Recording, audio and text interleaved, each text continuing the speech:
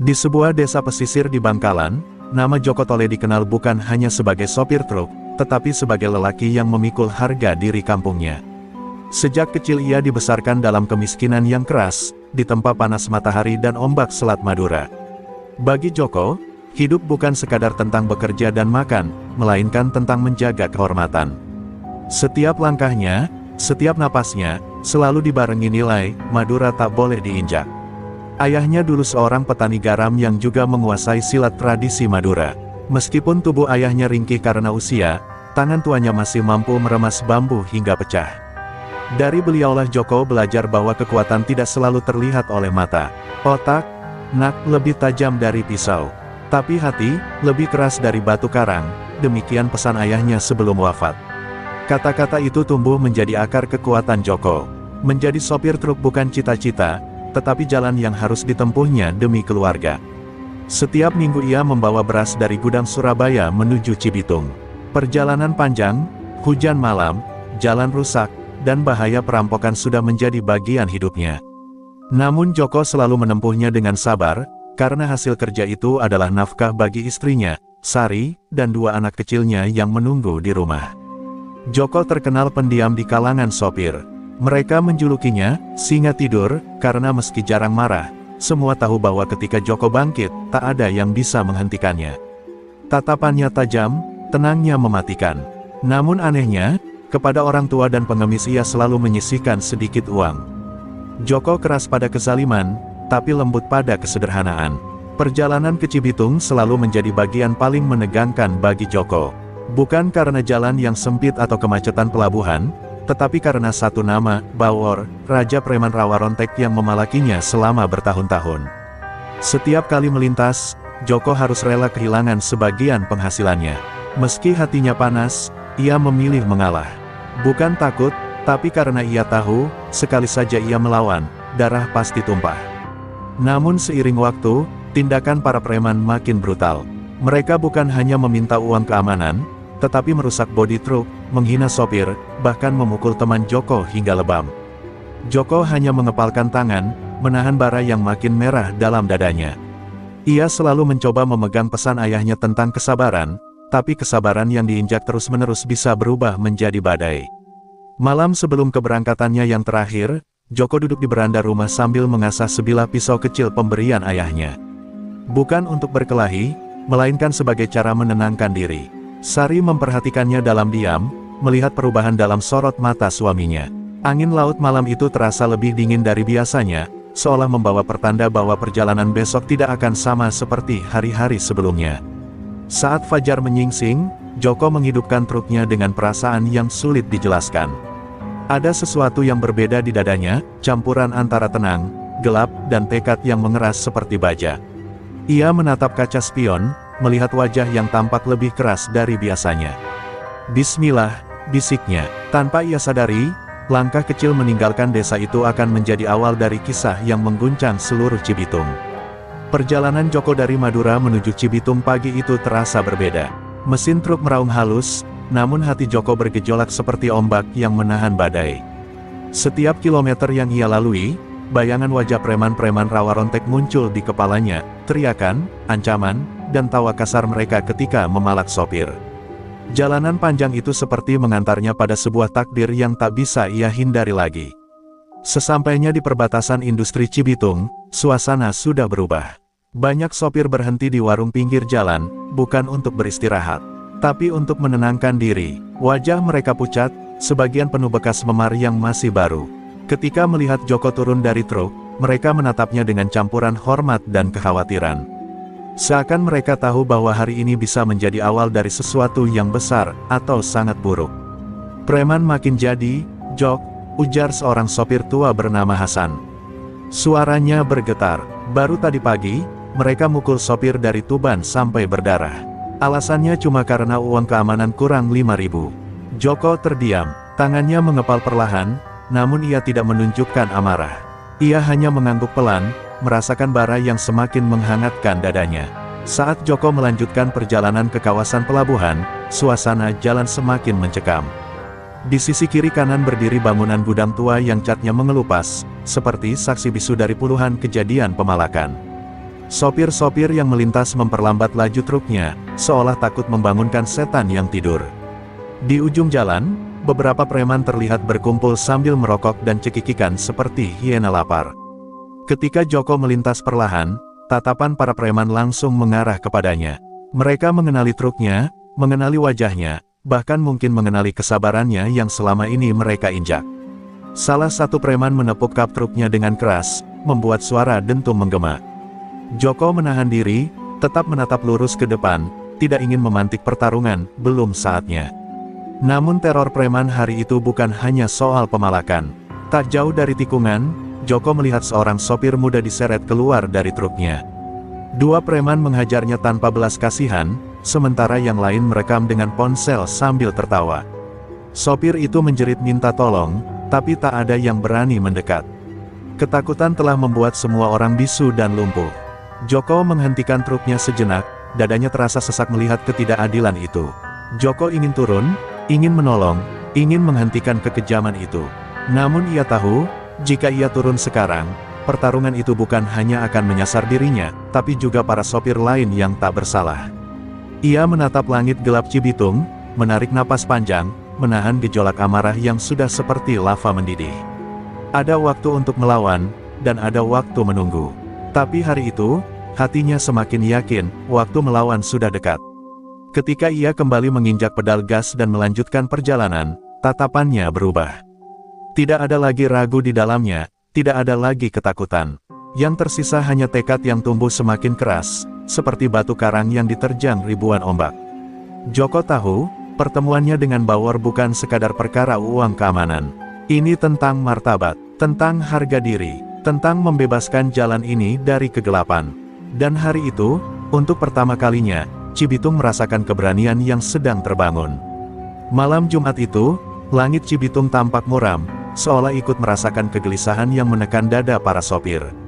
Setelah seharian mengantarkan muatan, Joko memutuskan kembali ke gudang untuk mengambil perjalanan pulang.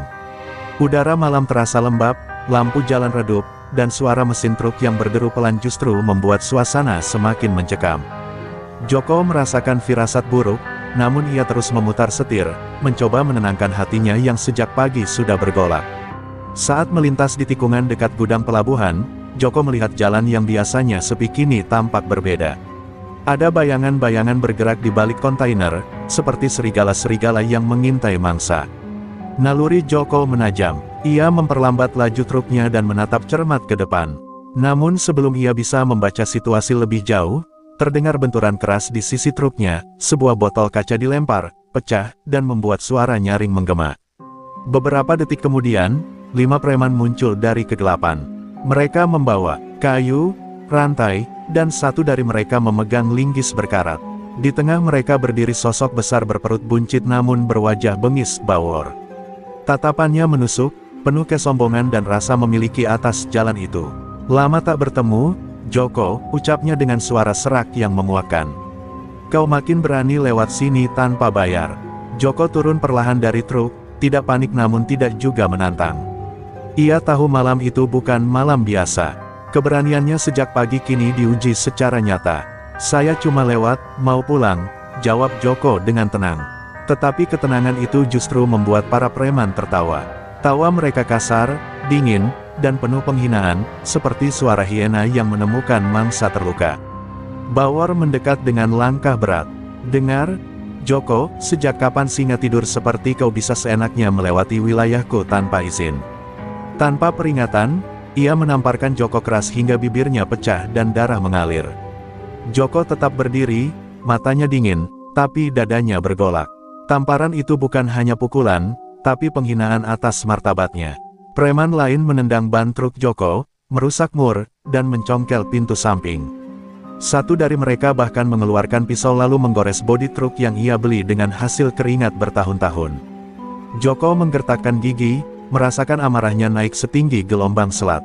Namun ia masih menahan diri, bukan karena takut, tapi karena ia memilih untuk tidak gegabah.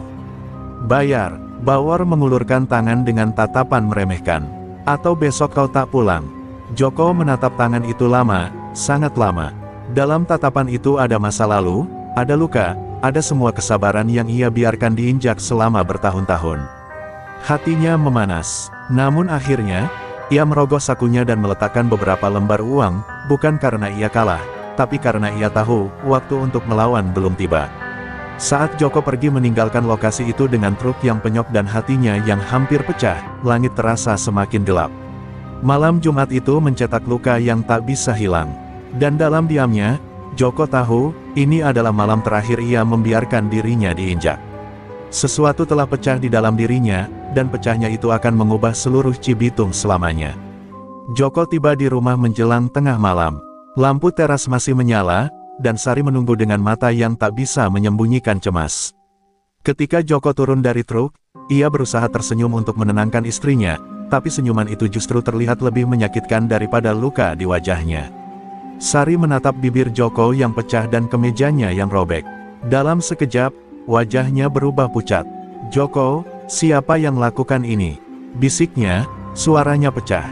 Joko tidak langsung menjawab. Ia duduk di kursi kayu depan rumah, mengusap wajahnya yang penuh debu dan darah kering. Angin malam Madura berembus pelan, tapi di dalam dadanya badai semakin tak terkendali. Sari perlahan membasuh luka di pipi suaminya, dan ketika air bening itu menyentuh luka, Joko justru teringat tawa preman-preman itu, tawa yang menghina kehormatannya. Jari Sari gemetar. "Mereka preman Cibitung lagi, ya?" tanyanya lirih, meski ia sudah tahu jawabannya. Joko mengangguk pelan. Tak ada kata-kata yang keluar dari mulutnya, namun diamnya lebih menakutkan daripada kemarahan yang meledak. Sari tahu betul, semakin diam Joko, semakin besar badai yang sedang ia tahan. Dalam hati kecilnya, Sari takut. Ia tahu Joko bukan penakut, tapi laki-laki yang mampu menyimpan kemarahan sampai saatnya benar-benar meledak. Dan malam itu, ia melihat sesuatu berbeda di mata suaminya, sesuatu yang gelap, namun sangat pasti. Setelah membersihkan luka, Sari duduk di sampingnya, meremas tangan suaminya dengan lembut. "Joko, jangan lawan mereka sendirian," katanya dengan suara serak. "Kau bisa mati." Joko menatap lurus ke depan, ke arah jalan kampung yang sunyi. Ia tidak menjawab, bibirnya bergerak sedikit, seolah menahan kata-kata yang ingin keluar. Namun Joko lebih memilih diam, karena ia tahu jika ia membuka mulut sekarang, emosinya bisa meledak dan membuat Sari semakin takut. Di lantai dalam rumah, dua anak mereka sudah terlelap. Joko mendekati pintu kamar dan menatap kedua malaikat kecil itu. Dalam cahayanya yang redup, terlihat wajah polos yang tak tahu apa-apa tentang kerasnya dunia di luar sana. Hatinya mencubit. Ia ingat bagaimana para preman merobek ban, menamparnya, menghancurkan bodi truknya, dan memaksa mengambil uang hasil jerih payahnya, uang yang seharusnya dibawa pulang untuk kedua anak itu. Seketika, dadanya mendidih lagi. Ketika Sari pergi mengambilkan air hangat, Joko duduk sendirian di ruang tamu. Ia meraih pisau kecil pusaka peninggalan ayahnya, pisau yang pernah menemaninya bertahun-tahun. Ia memegangnya erat, merasakan dingin bila itu, dan tiba-tiba terlintas bayangan ayahnya yang mengatakan, sabar itu bukan diam selamanya. Sabar itu menunggu saat tepat untuk berdiri. Kata-kata itu menusuk hatinya malam itu. Tanpa sadar, air mata Joko mengalir. Bukan karena takut, tetapi karena terlalu banyak memendam. Ia merasa gagal sebagai kepala keluarga. Gagal sebagai lelaki Madura. Gagal menjaga kehormatan yang diwariskan almarhum ayahnya. Untuk pertama kalinya setelah bertahun-tahun menahan, Joko membiarkan dirinya menangis dalam gelap. Tangis itu bukan tanda kelemahan, melainkan tanda bahwa waktunya melawan sudah sangat dekat. Ketika Sari kembali, ia melihat Joko terdiam dengan tatapan yang sulit dibaca, tatapan yang bukan milik lelaki yang baru pulang bekerja. Tatapan itu milik seseorang yang sudah siap menghadapi badai. Sari menelan ludah, merasa ketakutan merayap ke seluruh tubuhnya. "Joko, kau mau apa?" tanyanya pelan. Joko menatap istrinya dan akhirnya berbicara, suaranya rendah namun sangat tegas. "Aku tak akan biarkan mereka injak harga diriku lagi. Sudah cukup." Pagi itu, Joko berangkat lebih awal dari biasanya. Udara Madura masih dingin, embun masih menempel di daun-daun kelapa, dan azan subuh baru saja usai berkumandang. Namun hati Joko tidak sedingin pagi itu, dadanya justru terbakar oleh tekad yang semakin mengeras sejak malam sebelumnya. Saat ia menghidupkan mesin truk, Sari hanya berdiri di pintu, menatap dengan cemas, seolah merasakan bahwa keberangkatan pagi itu berbeda dari biasanya. Joko sempat menoleh sebentar, mengangguk pelan, lalu melaju tanpa banyak kata. Perjalanan menuju Cibitung terasa panjang, meski sebenarnya ia sudah hafal tiap tikungan dan lubang jalanannya. Namun hari itu, pikirannya penuh dengan wajah bawor dan tawa kasar para preman rawa rontek. Setiap kali ingatan itu muncul, tangannya menggenggam setir lebih kuat hingga buku jarinya memutih. Hatinya tidak lagi digerakkan oleh kemarahan semata, tapi oleh keinginan untuk mengakhiri teror yang sudah terlalu lama mencekik para sopir. Saat memasuki kawasan industri Cibitung, suasana lebih sunyi dari biasanya. Seolah semua orang merasakan badai yang akan datang. Beberapa sopir yang melihat Joko lewat hanya menatap dengan ekspresi aneh, ada yang kagum, ada yang ketakutan, ada pula yang seakan ingin mengingatkan tetapi urung berbicara. Mereka semua tahu reputasi Joko. Mereka tahu Joko bukan lelaki biasa. Dan mereka tahu, jika Joko sudah diam terlalu lama, maka kemarahannya bukan lagi milik satu orang, melainkan milik seluruh sopir. Tak jauh dari pelabuhan, sekelompok preman sudah berkumpul. Mereka berdiri di tengah jalan layaknya bangkai anjing liar yang merebut wilayah. Mereka memukul-mukul tong besi, merokok sambil tertawa, dan menunjuk-nunjuk truk Joko yang mendekat. Bawor belum terlihat, tapi anak buahnya sudah siap. Joko memperlambat laju truknya, bukan karena takut, tetapi karena ia ingin menghadapinya dengan mata terbuka. Tiba-tiba terdengar suara robekan yang keras. Seorang preman menusukkan pisau ke ban belakang truk Joko, membuat udara berdesis keluar. Ban itu kempes dalam hitungan detik. Preman lain memukul bodi truk hingga penyok. Namun Joko tetap tidak turun, ia menunggu, menahan semua bara di dadanya, hingga sosok yang ia tunggu muncul. Dan benar saja, dari balik deretan kontainer, Bawor berjalan keluar dengan langkah sombong dan senyum yang selalu membuat darah mendidih. Joko Tole, suara Bawor berat dan penuh kesombongan. Kau pikir kau bisa main lewat sini begitu saja setelah kemarin kau bikin aku tersinggung. Ia mendekat sambil memainkan linggis di tangan. Hari ini, kau bayar lebih.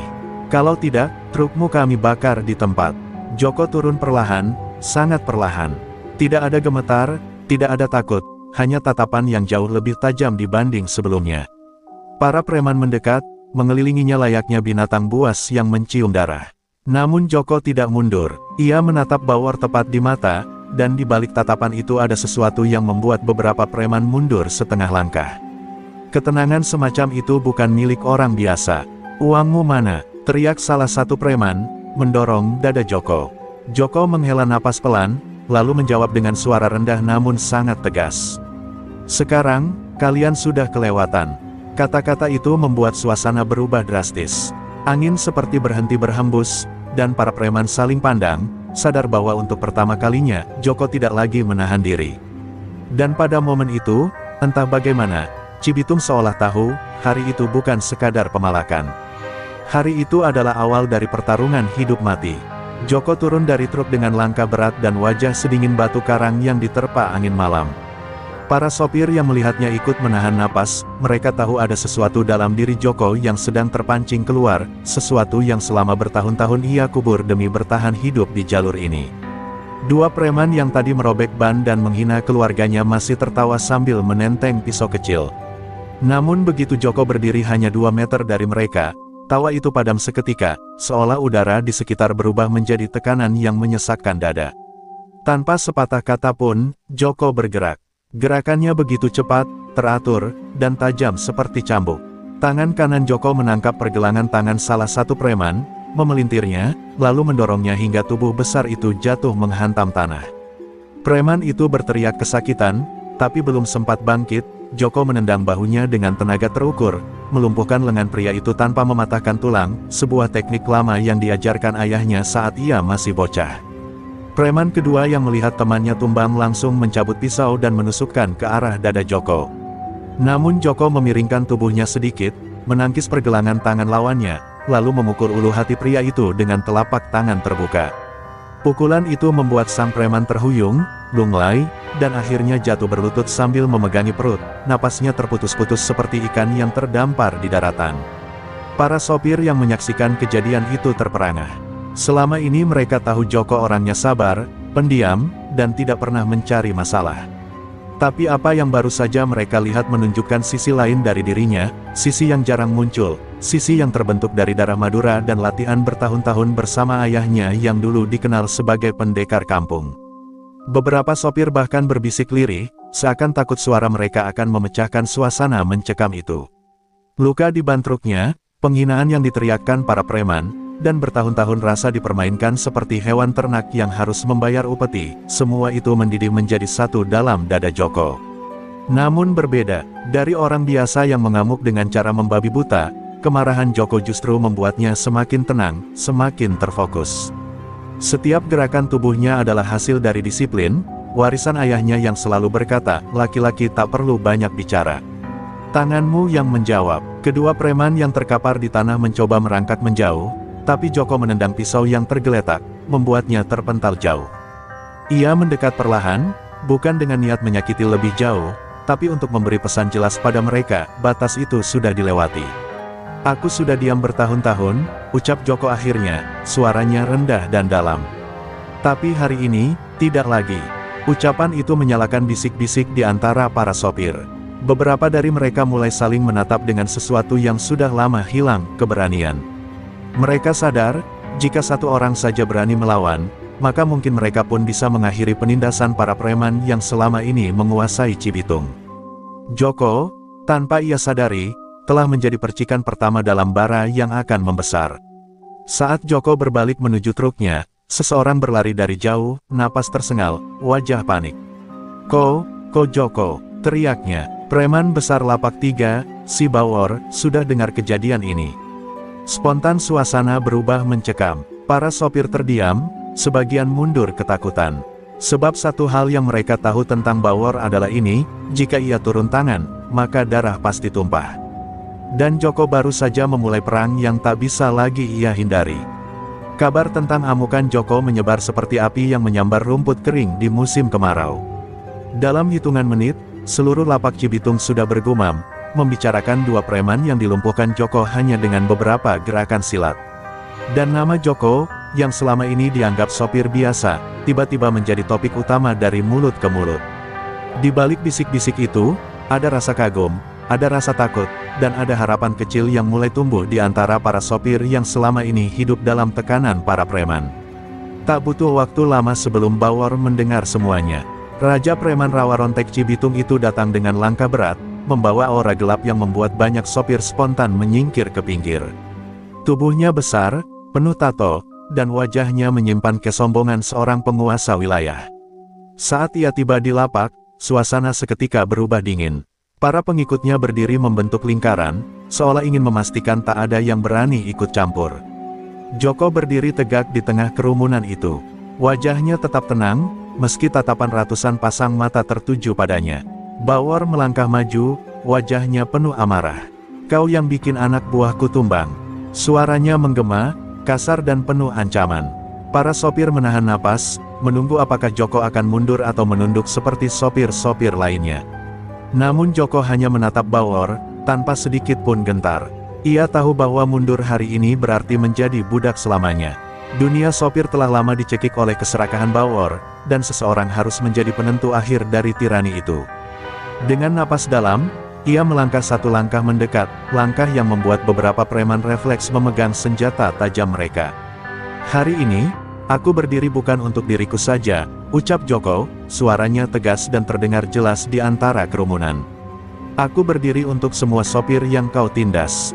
Jeda sejenak memenuhi udara, bahkan angin pun seolah berhenti bergerak. Joko mengangkat kepalanya tinggi, matanya menatap langsung ke pusat kesombongan Bawor. Aku tantang kau duel. Kerumunan langsung ribut, beberapa sopir bahu-membahu menutup mulut mereka, tak percaya dengan apa yang baru saja mereka dengar. Bawor tertawa keras, tawa yang kasar dan meremehkan. Duel, dengan aku, kau pikir kau siapa, sopir kampungan? Katanya sambil menunjuk dada Joko.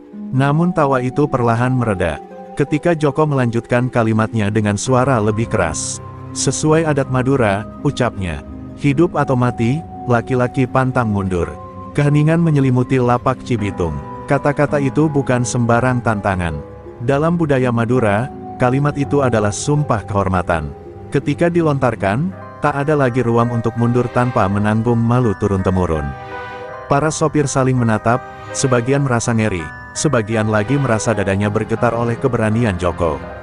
Bawor terdiam beberapa detik. Ia tahu tantangan itu bukan permainan. Namun kesombongannya yang selama ini menutup segala logika membuatnya tak mungkin menolak.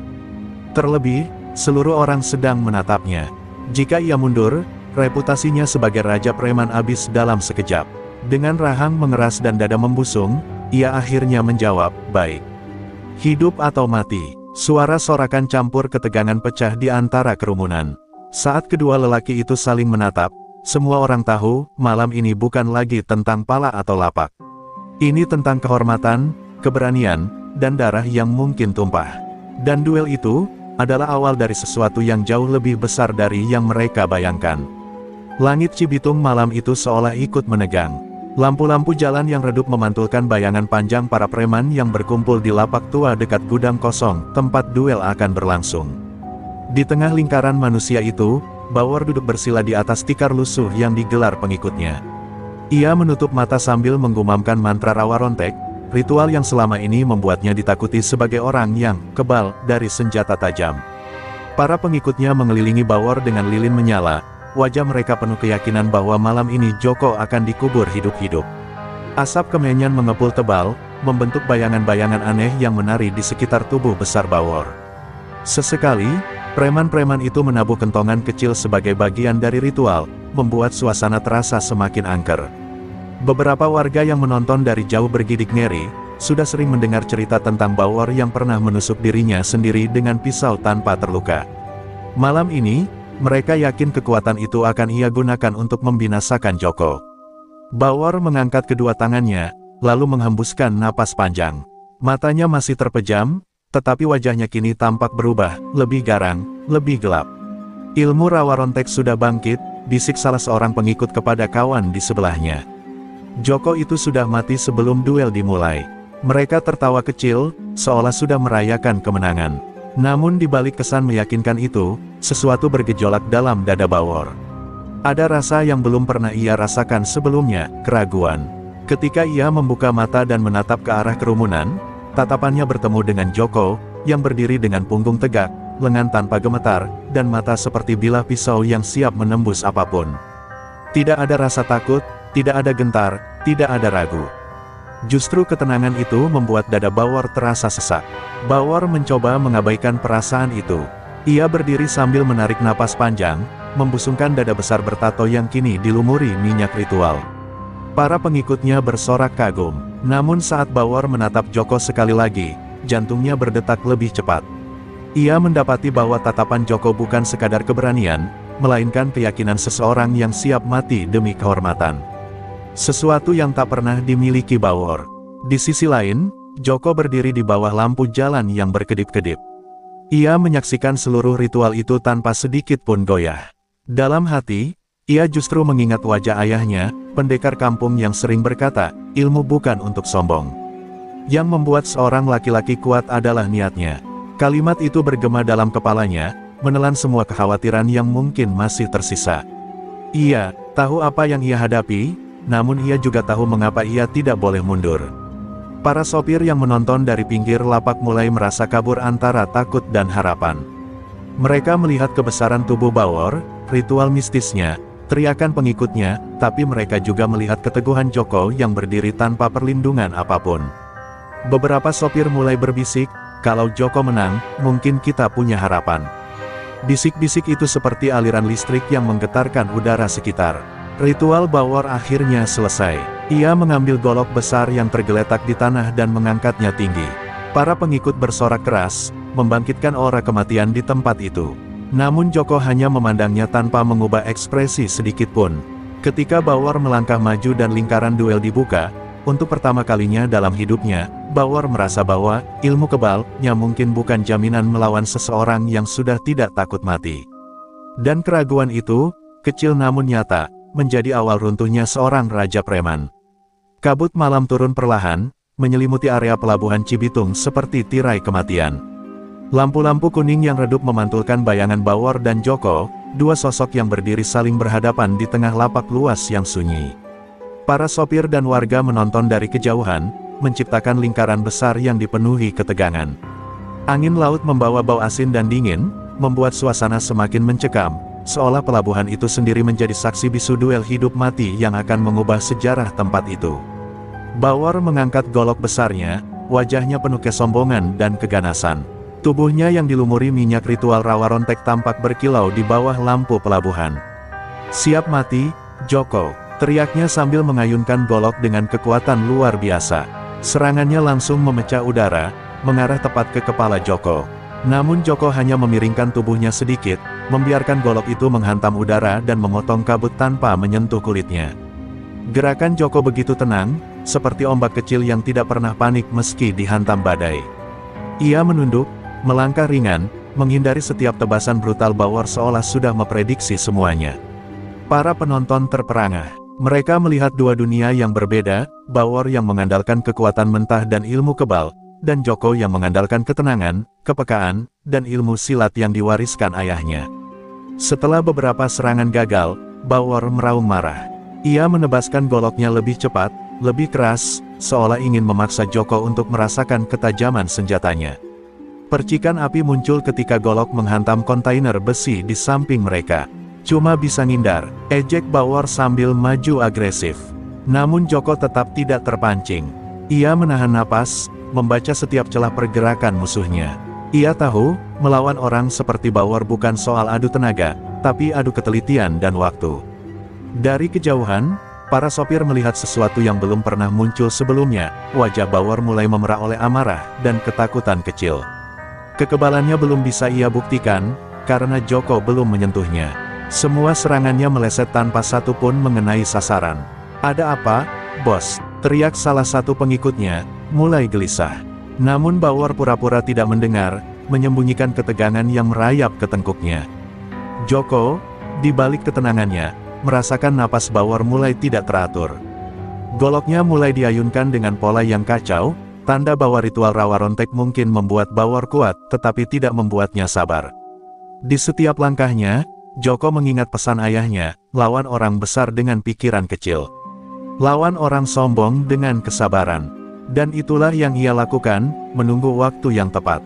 Tiba-tiba Bawor maju dengan teriakan keras, mengarahkan tebasan mematikan ke arah pinggang Joko. Untuk pertama kalinya, malam itu, Joko menangkis serangan tersebut. Ia memutar tubuhnya, menekan pergelangan tangan Bawor, dan membuat golok itu menyimpang beberapa sentimeter ke tanah. Suara itu terdengar keras, membuat para penonton tersentak. Joko bisa saja menyerang di momen itu, tetapi ia hanya mundur satu langkah, menjaga ritme dan membiarkan Bawor semakin frustasi. Pelabuhan menjadi saksi dua sosok yang kini terikat dalam duel yang lebih dari sekadar pertarungan fisik.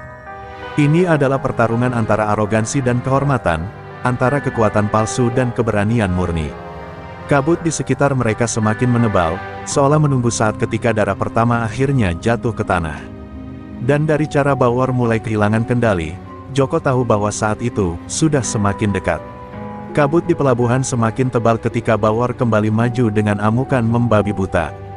Goloknya mengayun liar, mencabik udara seperti ingin merobek realitas itu sendiri. Namun semakin keras ia menyerang, semakin mudah Joko membaca setiap gerakannya. Napas Bawor terengah-engah, dan keringat bercampur minyak ritual menetes dari wajahnya. Ia tidak menyangka bahwa mengejar satu sopir biasa bisa membuat tubuhnya terasa seberat karung besi. Joko menunggu, matanya tajam mengawasi celah sekecil apapun dalam pertahanan Bawor.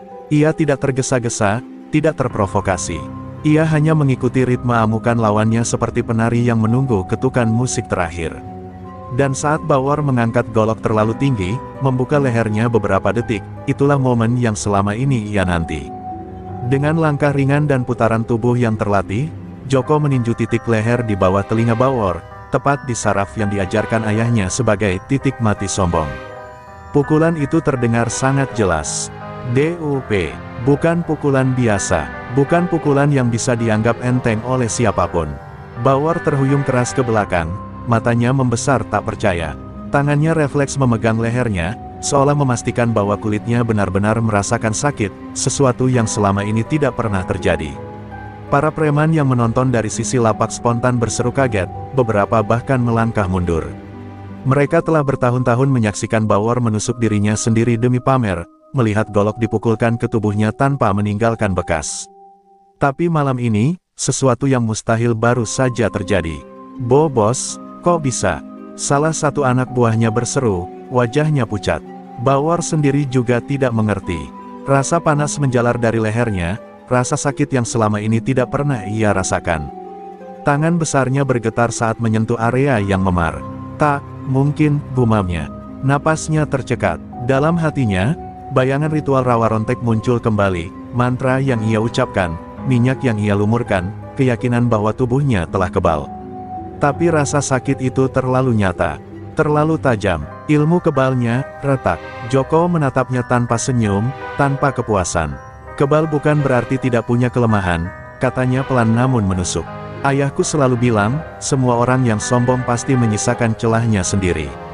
Kalimat itu membuat Bawor semakin panik.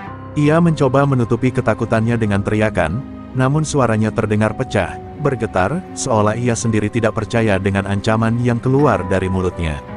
Para sopir yang menonton dari kejauhan merasakan perubahan drastis dalam suasana. Mereka saling melirik, menyadari bahwa Raja Preman mereka ternyata tidak sekuat legenda yang selama ini ditakuti. Harapan mulai muncul di wajah mereka, harapan yang selama ini tenggelam di bawah bayang-bayang kekuasaan Bawor. Jika Joko bisa melukai orang yang dianggap tidak mungkin dilukai, mungkin kekuasaan Bawor bisa runtuh malam ini. Bawor mundur satu langkah, lalu dua langkah. Untuk pertama kalinya dalam bertahun-tahun, ia merasakan apa itu. Ketakutan sejati, ketakutan menjadi manusia biasa. Dan ketakutan itu, bagi seorang tiran seperti dia, lebih mematikan daripada segala pukulan yang mungkin menantinya. Joko menatapnya, siap menghadapi babak selanjutnya. Karena ia tahu, setelah retakan pertama muncul, kehancuran total Bawor hanya soal waktu. Pelabuhan Cibitung berubah menjadi medan perang yang menggetarkan nyali siapapun yang menyaksikannya.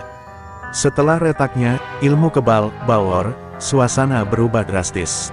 Teriakan-teriakan yang tadinya penuh keangkuhan dan dukungan untuk sang Raja Preman kini berganti menjadi bisik-bisik ketakutan dan tatapan penuh kecemasan. Para sopir menahan napas, sementara para preman mulai saling pandang, bingung apakah mereka harus tetap percaya pada penguasa mereka, atau bersiap lari menyelamatkan diri. Bawor, yang wajahnya kini merah dan dipenuhi keringat, mengaum seperti binatang terluka. Amarah dan ketakutannya bercampur menjadi satu. Dengan teriakan memekakkan telinga, ia kembali menyerang Joko. Goloknya mengayun liar, menghantam kontainer, memercikkan api, memotong udara dengan kekuatan orang yang sudah kehilangan kendali. Namun serangannya tidak lagi memiliki presisi, hanya amukan terdesak, bukan kekuatan yang terlatih. Joko tahu inilah saat paling berbahaya.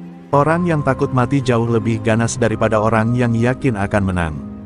Namun ia tetap tenang, bergerak dengan ritme yang ia jaga sejak awal duel. Setiap serangan Bawor ia hindari dengan ketenangan seorang petarung sejati. Setiap langkah Joko seolah telah diprediksi oleh pikirannya jauh sebelum kaki Bawor bergerak mendekat. Bawor berusaha menebas pinggang Joko, namun Joko menunduk rendah, lalu menyusup di bawah lengannya dan menghantam rusuk Bawor dengan sikunya. Pukulan itu membuat tubuh besar sang Raja Preman bergetar. Sebelum Bawor bisa memutar badan, Joko sudah melanjutkan dengan pukulan keras ke ulu hatinya.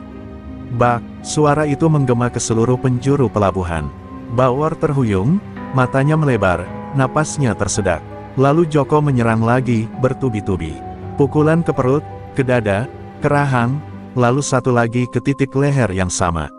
Setiap pukulan terdengar jelas, seperti palu yang menghantam logam panas. Tidak ada jeda, tidak ada ampun, hanya kekuatan keteguhan yang sudah lama terpendam dan kini meledak tak tertahan.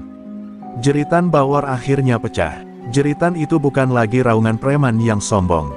Itu adalah suara seorang lelaki yang baru menyadari bahwa kekebalannya hanyalah cerita yang diperbesar, dan dirinya tidak lebih dari manusia biasa, manusia yang kini berada di hadapan kematian.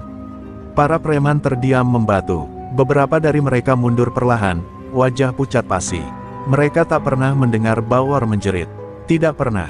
Suara itu membuat seluruh mitos tentang Raja Preman Cibitung runtuh dalam sekejap. Bos, kok bisa kalah? Salah satu dari mereka berbisik sambil gemetar. Tidak ada yang menjawab. Sementara itu, Joko masih berdiri di depannya, napas teratur, mata penuh fokus. Ia menatap Bawor yang kini berlutut, tangannya gemetar mencari keseimbangan. Ini bukan tentang siapa paling kuat, ujar Joko perlahan, suaranya menggema di antara keheningan. Ini tentang siapa yang paling siap mempertaruhkan nyawa. Bawor mencoba bangkit, namun lututnya goyah. Ia berusaha menebas sekali lagi, tetapi Joko menangkap lengannya dan memelintirnya hingga golok itu terjatuh dan memantul di tanah. Dalam sekejap, seluruh pelabuhan tahu, duel ini akan berakhir, dan bukan Bawor pemenangnya. Pertempuran penentu itu memasuki titik kulminasi. Dan bagi semua yang menyaksikan, kejatuhan sang Raja Preman hanyalah masalah detik. Tendangan Joko menghantam dada Bawor dengan suara menggelegar, membuat tubuh besar sang Raja Preman terlempar ke belakang dan menghantam tanah berlumpur. Seisi pelabuhan seketika sunyi, hanya terdengar napas Joko yang berat setelah duel panjang yang menguras tenaga dan emosi. Bawor terbaring dengan mata terbelalak, seolah tak percaya bahwa tubuhnya yang penuh ritual kekebalan bisa tumbang oleh serangan seorang sopir truk. Tangannya bergetar mencoba meraih tanah untuk bangkit, tapi tubuhnya tak lagi mampu mematuhi perintahnya. Ilmu rawa rontek yang ia banggakan tidak bisa menyelamatkannya malam itu. Lampu-lampu truk di sekitar pelabuhan menyorot wajah Joko yang berdiri tegak. Siluetnya tampak seperti bayangan seorang pejuang yang baru saja memenangkan perang. Para preman yang tadinya bersorak untuk Bawor kini mundur perlahan, ketakutan merayap di wajah mereka. Joko melangkah mendekat, menatap Bawor dari atas. Tidak ada kebencian, hanya kelelahan dan kepastian. Ia memastikan bahwa duel itu benar-benar berakhir, bahwa tidak ada lagi ancaman yang akan menghantui para sopir. Malam itu bukan tentang menunjukkan siapa paling kuat, tapi tentang mengakhiri tirani yang sudah terlalu lama berkuasa. Bawor mencoba bicara, tapi suara yang keluar hanya desis pendek. Di matanya ada sisa-sisa kesombongan yang runtuh dalam sekejap. Ia akhirnya menyadari bahwa keberanian tidak bisa dibungkam, sekalipun oleh ilmu yang ia percayai selama ini. Kekalahannya adalah kenyataan yang tak bisa ia bantah. Ketika tubuh Bawor sepenuhnya terkulai, para preman saling pandang dengan wajah pucat. Mereka menyaksikan sendiri bagaimana pemimpin yang mereka anggap tak terkalahkan roboh tanpa mampu melakukan perlawanan lagi. Kepercayaan mereka hancur dalam sekejap, dan tidak ada keberanian tersisa untuk bertahan. Joko menarik napas panjang dan memalingkan wajah dari lawannya. Hujan gerimis mulai turun, membasahi tanah pelabuhan seakan menutup lembaran lama yang penuh darah dan ketakutan. Malam itu seakan ikut menyaksikan runtuhnya kekuasaan rawa rontek yang telah lama mencengkeram Cibitung. Dengan langkah perlahan namun pasti, Joko berjalan menjauhi tubuh Bawor yang tak bergerak. Duel itu berakhir, Raja Preman rawa rontek resmi tumbang. Dan bersama tumbangnya Bawor, berakhir pula bab gelap dalam kehidupan para sopir truk yang selama ini tertindas. Keheningan yang menekan pecah seketika ketika para sopir menyadari bahwa Bawor benar-benar tumbang. Sorak kemenangan meledak dari berbagai arah. Beberapa sopir berteriak lega, ada yang menangis, ada pula yang berpelukan karena beban bertahun-tahun seakan terangkat dari pundak mereka. Joko, meski tubuhnya penuh luka dan lelah, tetap berdiri tegak. Para sopir mendekatinya dengan wajah yang penuh hormat. Mereka tahu, jika bukan karena keberanian Joko, malam itu mungkin menjadi akhir dari semuanya. Joko telah mematahkan rantai ketakutan yang mengikat mereka sejak lama. Kemenangan Joko menjadi titik balik. Para sopir yang tadinya selalu mengalah kini berdiri dengan keberanian baru.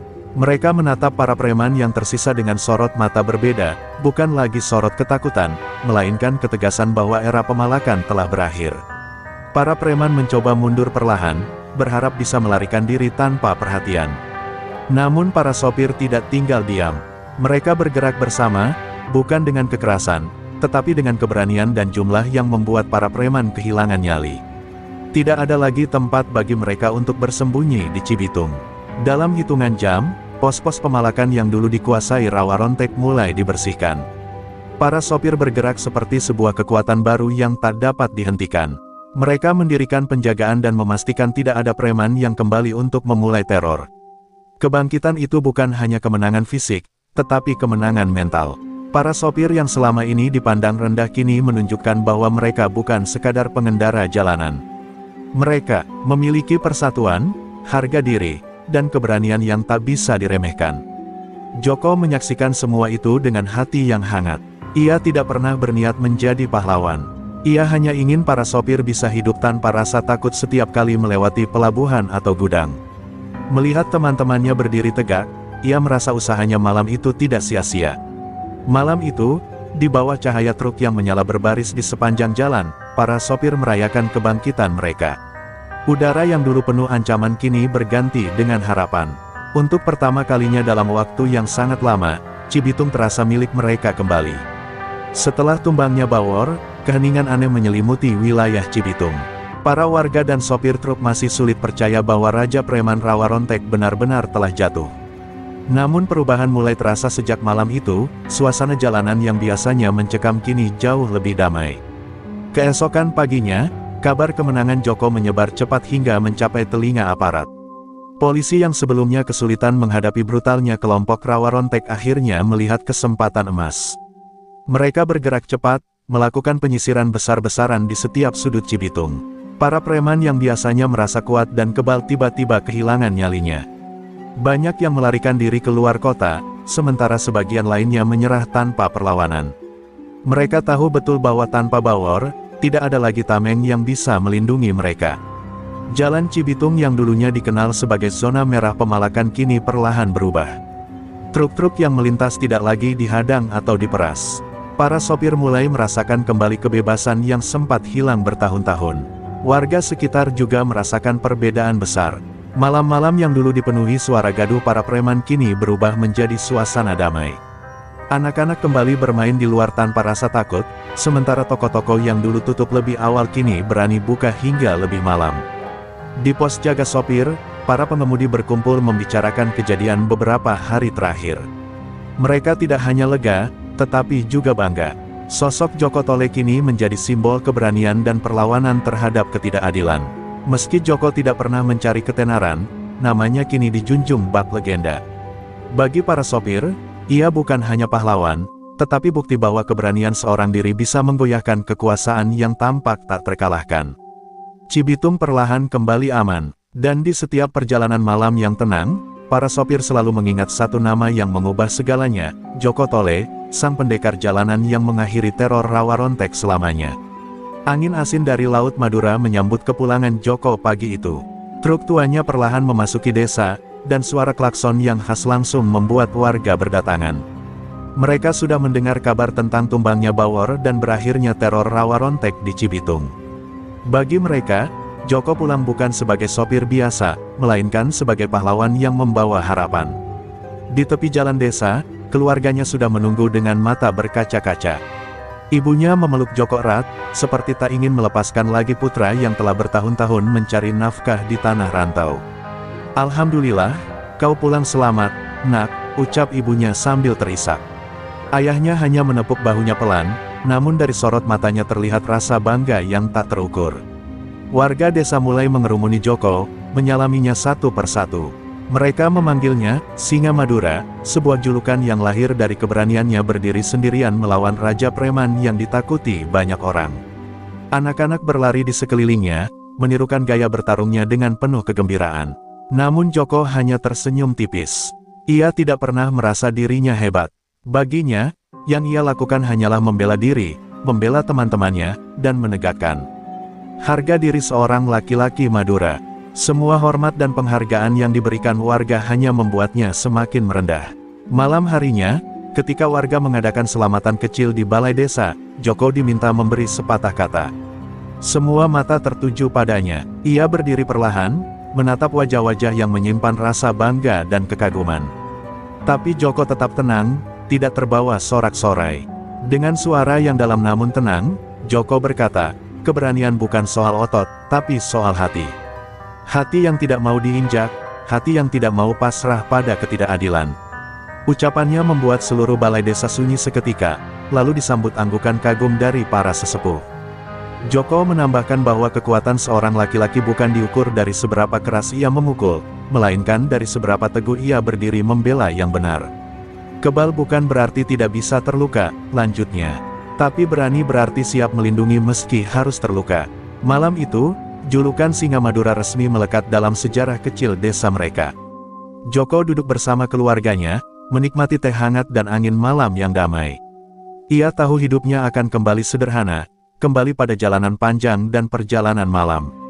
Tapi satu hal pasti, keberanian yang ia bawa pulang akan menjadi cerita turun-temurun bagi generasi berikutnya. Terima kasih telah menonton dan menemani perjalanan kisah kami di channel Pelayan Surga. Setiap like, komentar, dan dukungan dari kalian adalah cahaya yang menyemangati kami untuk terus berkarya. Semoga kebaikan, keberanian, dan kebijaksanaan selalu menyertai langkah kalian setiap hari.